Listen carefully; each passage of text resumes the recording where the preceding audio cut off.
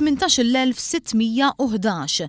Dan kien l-ammont ta' votanti li taw l-ewwel preferenza tagħhom lil waħda mit-13 il-kandidati nisa li jirrappreżentaw lil Partit Laburista fl-elezzjoni ta' nhar is-Sibt li għadda.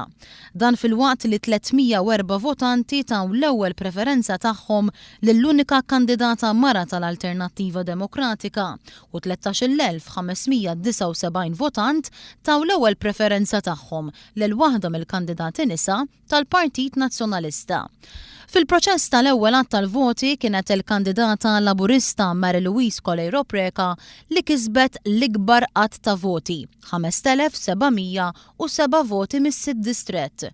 Warajha kien hemm il-kandidata tal-Partit Nazzjonalista Giovanna De Bono li fl-ewwel għadd kisbet 4,756 vot fuq it-13 il-distrett. Il-kandidata Laburista Marlene Farrugia ġabet 2,883 vot fuq iż-żewġ distretti li kkontestat. Il-kandidata tal-Partit Laburista Justine Caruana kisbet 2,757 vot fi 13 il-distrett. Dan fil-waqt li Helena Dalli li kontestat żewġ distretti kisbet 1,478 vot. B'hekk fil-Parlament Malti u skont ir-rieda tal-poplu sa issa kienu eletti 5 deputati nisa.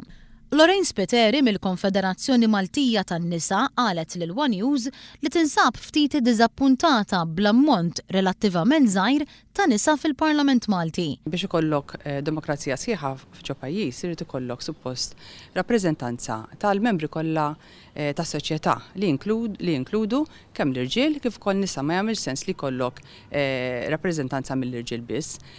Allura aħna ħossuna ftit diżappuntati li kull darba dejjem ikun hemm rappreżentazzjoni baxxa. Tajt li r-rata ta' rappreżentazzjoni tan-nisa fil-politika hija baxxa, b'mod partikolari f'pajjiżna. Għalkemm din mhix Malta biss, ġifieri din hu fenomenu ġifieri li tgħidha f'ħafna pajjiżi, Malta hija waħda mill-iżjed baxxi ta' rappreżentazzjoni tan-nisa fil-Parlament.